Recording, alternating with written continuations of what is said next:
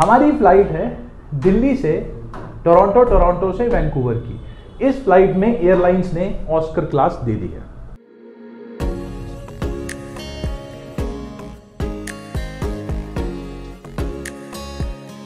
क्यों दे रही है आपको पता है?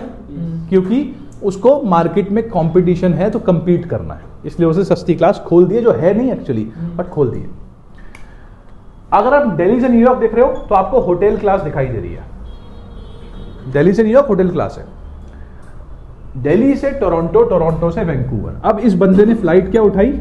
दिल्ली से टोरंटो और टोरंटो से वैंकूवर, दोनों ऑस्कर क्लास में मिल गई। अलग अलग लोगे तो नहीं मिलेगी, एक साथ ली ऑस्कर में मिल गई। अच्छा, इसे दो और फ्लाइटें उठा ली, टोरंटो से न्यूयॉर्क सिटी और न्यूयॉर्क सिटी से वॉशिंगटन डीसी, यहां भी ऑस्कर मिल गई।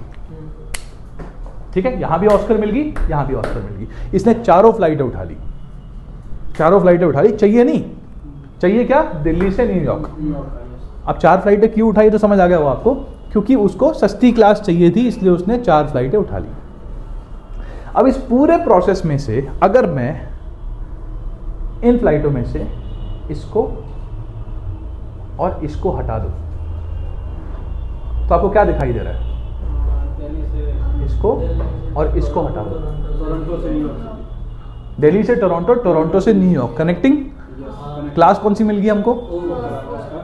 जो ऐसे अवेलेबल नहीं थी, लेकिन जब हमने कनेक्टिंग में उठाई तो वो सस्ती मिल गई। नाउ जो FXL के अंदर ऑस्कर फ्लाइट क्लास दिखा रहा था दिल्ली से न्यूयॉर्क का, वो आपने उल्टा सीधा करके एमेडियस को कंफ्यूज करके आपने वो क्लास निकाल ली। हमने ली नहीं है, अभी कस्टमर को बताया भी नहीं है, अभी तो हम उठा रहे हैं। AN कमांड से हमने पहले दिल्ली से टोरंटो, टोरंटो से वैंकूवर उठाई, उसी PNR पे टोरंटो से न्यूयॉर्क और न्यूयॉर्क से वॉशिंगटन उठाई। फिर हमने चुपचाप जो नहीं चाहिए थी वो हटा दी, XE कर दी। आपने उसको हटा दिया तो जो बचा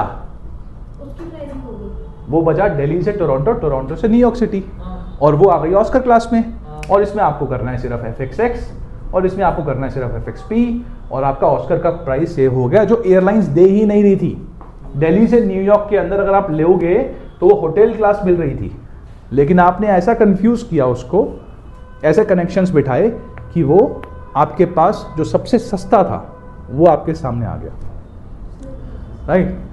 लेकिन ये इतना आसान भी नहीं होता, क्योंकि समीर जैसा आपने बोला कि अगर आप एक को हटाओगे तो वहां लिखा हुआ आ जाएगा कि this is a married segment. आप दो, अगर कनेक्टिंग फ्लाइट है ना तो एक को नहीं हटा सकते, आपको दोनों को हटाना है एक साथ, क्योंकि एयरलाइन भी समझदार है, पागल नहीं है वो। उसको पता है कि अगर ये ऐसा होने लग गया तो हर दूसरा बंदा तोड़ देगा। तो वो क्या करती है, वो बोलती है कि अगर आपको दिल्ली से टोरंटो और टोरंटो से आपने वैंकूवर उठाई है साथ में, तो इसको साथ में ही डिलीट करोगे, इसको अलग अलग नहीं कर सकते आप। तो यहां पर दिमाग लगता है बहुत सारे लोगों का। वो लोग क्या करते हैं, वो लोग ऐसे कनेक्शंस बिठाते हैं, कुछ ऐसा एमिडियस को कंफ्यूज करते हैं कि आपका जो प्राइस है, जैसे फॉर एग्जांपल वो क्या करेंगे, दिल्ली से टोरंटो, टोरंटो से वैंकूवर और टोरंटो से न्यूयॉर्क, न्यूयॉर्क से वॉशिंगटन, ये आपकी ओरिजिनल फ्लाइट थी, है ना। इसको हटाना है तो इसके लिए आप 2-3 और फ्लाइटें उठाओगे और एमिडियस को लगेगा कि उसका इसके साथ कनेक्शन है, मतलब टोरंटो से वैंकूवर, और साथ में आप उठाओगे वैंकूवर से लेट्स से कोई ब्राजीलिया ले लिया। एमिडियस वुड फील कि अच्छा ये दोनों कनेक्टिंग फ्लाइट है, तो आप इसको हटाओगे, उसको लगेगा ये मैरिड सेगमेंट है और ये बच जाएगा। फिर आप इसको कंफ्यूज करके कहीं और लेके जाओगे, ये बच जाएगा। तो सेकंड नंबर अलग-अलग ही आते हैं। हाँ, सबके अलग अलग आते हैं, लेकिन ये क्या करना है, ये कैसे हटेगा, इसको बोलते हैं सीट को तोड़ना या ब्रेक करना, जो कि एक अनएथिकल चीज है और ये हर एयरलाइंस की अलग होती है। इस तरीके से हम कुछ ना कुछ कंफ्यूज करके सिस्टम को वी गेट दैट क्लास और वो हम आगे दे देते हैं। अब ये कैसे करना है, ये हर एयरलाइंस का अलग होता है। ये क्या है, ये है बेस। सीट तोड़ना कोई बोलता है क्या होता है, वो ये होता है। ये दिखने में फिर भी आसान लग रहा होगा, जब आप एक्चुअली में करोगे तो साल, 2 साल, 3 साल, 4 साल भी लग सकते हैं। तो एक्चुअली में ये मत करो, एक्चुअली में दूसरी जगह पे फोकस करोगे तो ज़्यादा आगे जाओगे। But in case you feel like, हाँ, इन केस अगर आपका उस तरीके से दिमाग जाता है कि नहीं यार ये ऐसा रहेगा, the reason we are doing it ताकि आपको पता चले इंडस्ट्री क्या में क्या क्या चीज़ें होती हैं, ये उसमें से एक चीज़ है। ऐसी बहुत सारी और चीज़ें हैं। अब वो एक कॉल पे आपने 1 लाख रुपए कमा लिया, 40-50 कॉलें गिरी आपके पास, आपकी कन्वर्जन अगर 20% भी है, जो ठीक ठाक मानी जाती है। 20% कन्वर्जन मतलब कि 100 में से 20 कॉल्स आप सेल कर रहे हो। तो अगर आपने 50 में से 10 में सेल कर लिया तो आपका उस रात का जो इनकम हुई वो 8 से 10 लाख रुपए हो गई, और आपका जो खर्चा था वो 2 लाख था, तो आप 6 से 8 लाख के प्रॉफिट में आ गए, और फिर आप बनते हो हष्ट पुष्ट। अब इस प्रोसेस में भी कुछ ऐसा खास फ्रॉड नहीं हुआ, अनएथिकल चीजें करी हैं इन लोगों ने, लेकिन फ्रॉड नहीं हुआ, है ना।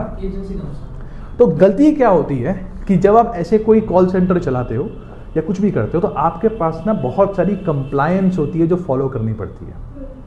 मतलब आप कस्टमर का कार्ड नंबर सेव नहीं कर सकते, मतलब आप बहुत सारी और चीज़ें हैं जो नहीं कर सकते, जो आपको उसका ऑडिट करवाना होता है। कुछ ना कुछ गड़बड़ तो आप अब गाड़ी चला रहे हो, गाड़ी में अगर पुलिस वाले, आपने बेल्ट पहनी हुई है, पुलिस वाले ने ऐसे पकड़ लिया आपको, या बाइक स्कूटी चला रहे हो, आपके पास सब कुछ हो फिर भी कुछ ना कुछ ऐसी चीज़ होगी जो पकड़ी जाएगी। एक ना एक चीज़ तो होती है, इंश्योरेंस नहीं होगा, इंश्योरेंस लाइसेंस नहीं होगा, लाइसेंस गाड़ी के पेपर नहीं होंगे, उसके बाद हेलमेट नहीं होगा या सीट बेल्ट नहीं पहन रहे, कुछ ना कुछ तो होगा जो आपकी गाड़ी में दिक्कत है।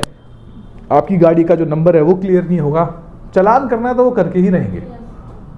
अब यहाँ पर भी क्या होता है ना, आप ऐसे प्रोसेस चला रहे हो, कुछ ना कुछ तो ऐसा होगा जो गड़बड़ है, जो कि आप एज पर प्रोटोकॉल फॉलो नहीं कर रहे हो, और वहाँ पर हम लोग फंस जाते हैं। वहाँ पर जो कंपनी है वो पकड़ी जाती है और उस हिसाब से रेड हो रही है। तो ये जो पीपीसी जहाँ से होती है वहाँ से सारे के सारे लोगों को पकड़ा जा रहा है, और ज़्यादातर अब ये घर पे ही चल रहा है काम, इंस्टेड कि आप बाहर जाओगे।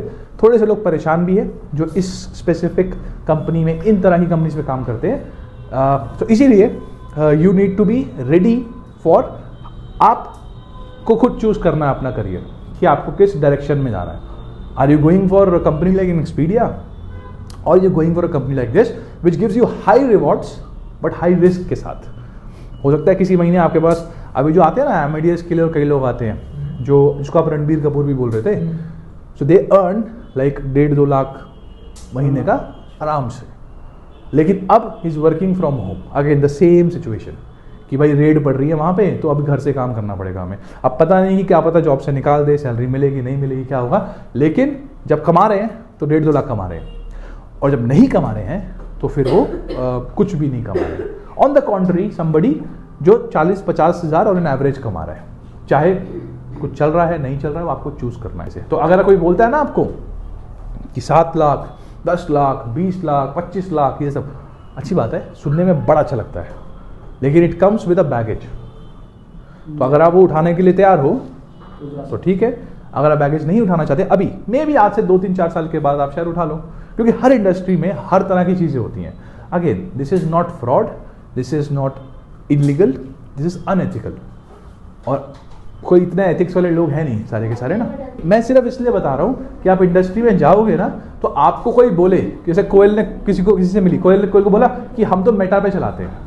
अब कोयल बोले यार मेटा क्या होता है यार, किसी को आप बोला कि पीपीसी क्या होता है यार, हम तो जो है FXL पे काम करते हैं, बीबी बोलेगा FXL क्या होता है, राइट। तो अगर आपको इनका मतलब, I just wanted to aware you कि ये सारे वर्ड्स होते हैं जो कि इस इंडस्ट्री के अंदर बड़े ही अलग तरह की कंपनीज के पास वो बड़े कीवर्ड्स हैं उनके, वो सीधा बोलेंगे आपको। हो सकता है किसी को कॉल कर दे कि भाई हम लोग FXL पे काम करते हैं, आप बोलोगे FXL पे ये क्या होता है, आप मेरे पास कॉल करोगे कि वो कह रहे हैं हम FXL पे काम करते हैं, राइट। वो FXL पे काम कर रहे हैं मतलब ये काम है, मतलब दिस इज द वर्क। अगर वो बोलते हैं हम सीट तोड़ते हैं तो ये काम है, और वो बोलते हैं मेटा पे काम करते हैं, मेटा पे काम करते हैं, तो भी मतलब उनका जो सोर्स है कॉल आने का वो मेटा से आ रहा है।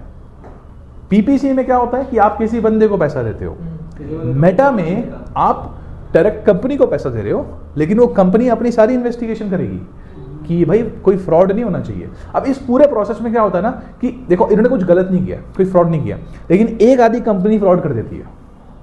कस्टमर का कार्ड नंबर लिया और उसको चार्ज कर दिया। यार जब हम काम करते थे, I was working in fair portal, तो वहाँ पर कई बार लोग होते थे जो कार्ड वर्ड नंबर ले लेते थे या कुछ फ्रॉड कर दिया। एक दो बार फ्रॉड भी हुए थे कुछ, है ना, लेकिन उनके पास अपनी कंप्लायंस टीम होती है, वो पकड़ लेते हैं।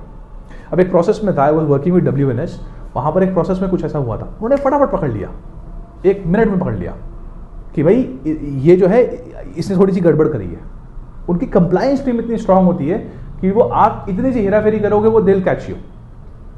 लेकिन जब आप छोटा प्रोसेस चला रहे होते हो तो आपके पास इतना वो नहीं है कि आप कंप्लायंस के लिए रख रहे हो, तो एक दो कंपनी फ्रॉड करती हैं और फिर सारी कंपनीज को भरना पड़ता है उसके लिए, क्योंकि कुछ ना कुछ तो इलीगल हो रहा है। भाई अगर आप एक ऐसी जगह पर नाइट का कॉल सेंटर चला रहे हो जहाँ अलाउड ही नहीं है, पहला तो आपका वही कंप्लायंस टूट गया, क्योंकि नाइट चलाने के लिए आपको अलग से एक जगह चाहिए, अलग से एक पूरी कंपनी चाहिए जहाँ पर नाइट शिफ्ट अलाउड हो, क्योंकि वहाँ पर सिक्योरिटी प्रोटोकॉल्स होते हैं। अगर लड़कियाँ आ रही है तो साथ में गार्ड होना चाहिए, कैब्स होनी चाहिए, उस टाइमिंग में बहुत सारी चीज़ें होनी चाहिए। तो वो सब अगर आप नहीं कर पा रहे हो तो इट इज़ अ फ्रॉड उनके हिसाब से।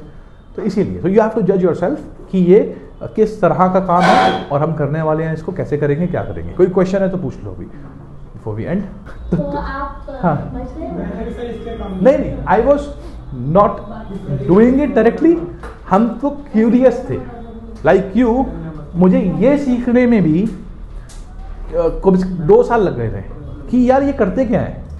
ये जो मैंने कभी ऐसी कंपनी में काम नहीं किया जिसका स्केल थोड़ा छोटा हो, लेकिन मुझे थोड़ा सा ये था कि यार क्या करते हैं ये जो दूसरी कंपनी वाले जो हमारी कंपनी से जाते हैं, बिकॉज आपको समझ नहीं आती ना कि ये दो क्यों इतना पैसा कमा रहे हैं, इन दोनों के पास ऐसा क्या है जो हमको नहीं पता। And then we were like कि चलो ढूंढते हैं। मेरा दोस्त और मैं बैठे, हमने करीब 3-4 महीने लगाए और फिर थोड़ा सा कॉन्सेप्ट समझ आया, फिर ब्रेक करना की कोशिश करी और होना शुरू हो गया। मैंने कहा अच्छा ये होता है क्या।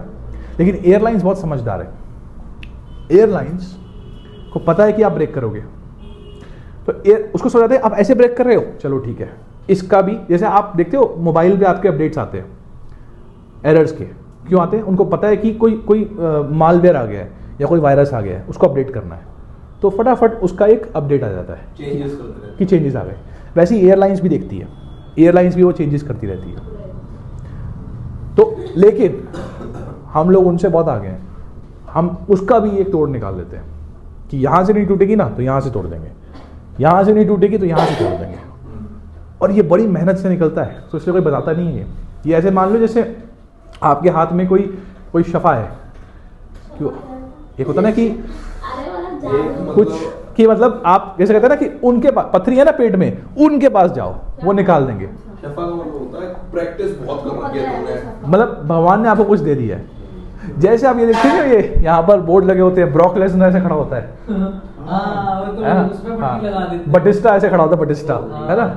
तो अब वो कई बार कहते हैं कि हमारे पास हकीम, हम वैसे है ना अलग तरह के हैं, वैसे ये हकीम मान लो आप, जिनको कुछ पता है कि ये ऐसे ही ठीक होगा, वो हड्डी कहाँ पर है।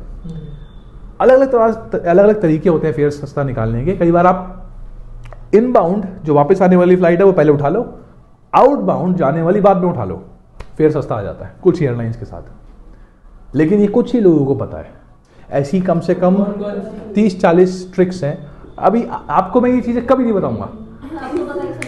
हाँ ये अच्छी बात है, अवेयरनेस इज इंपॉर्टेंट, लेकिन जब आप उसी के अंदर घुस जाते हो तो गलत है ना।